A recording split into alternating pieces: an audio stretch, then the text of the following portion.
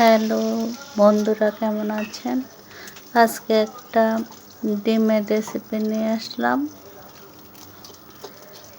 ডিমগুলোকে আমি লবণ হলুদ দিয়ে এবং পেঁয়াজ কুচি দিয়ে মিক্স করে নিয়েছি।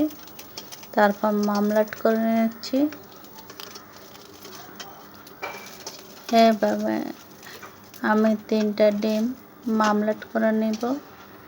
ডিম তো আমরা বেশিরভাগ সিদ্ধ করে বা রান্না করে খাই, তো এভাবে রান্না করলে ভালোই লাগে। আপনারা একবার ট্রাই করবেন। ডিম অনেকভাবে রান্না করে খাওয়া যায়, তো এইভাবে আজকে রান্না করলাম। 3টে ভাজি করে নিলাম। তারপর আমি কড়াইয়ে তেল দিয়ে তাতে গরম মশলা দিয়ে দিলাম, দারচিনি এলাচ দিলাম, তারপর দিলাম পেঁয়াজ কুচি।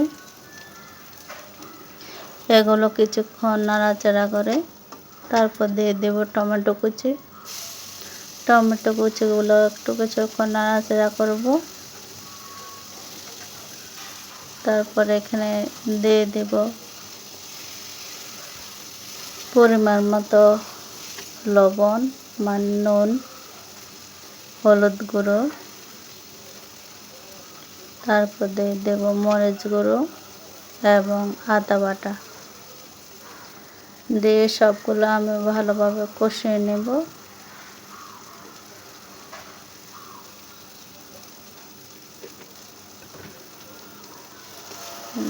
ভালোভাবে কষানোর জন্য আমি একটু পানি দিয়ে দেব। পানি দিয়ে এগুলো খুব ভালোভাবে কষাবো।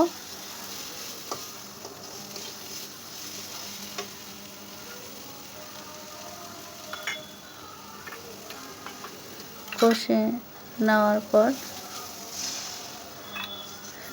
আমি 2টো আলু সিদ্ধ করে রেখেছি, মাঝারি সাইজের।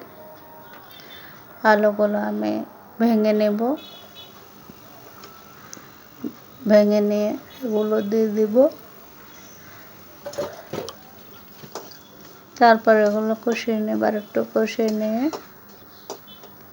পরিমাণ মতো পানি দিয়ে দেব।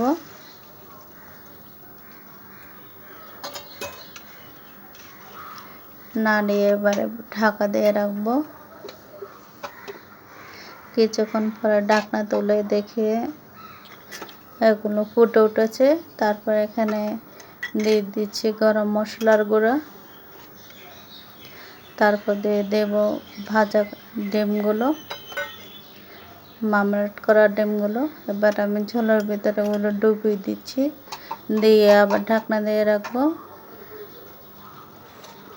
কিছুক্ষণ পরে ঝোল কমে গেছে, দেখেন ডিমগুলো একটু ফুলে গেছে। এবার আমি নামিয়ে নিচ্ছি। ধন্যবাদ সবাইকে। কেমন হলো জানাবেন।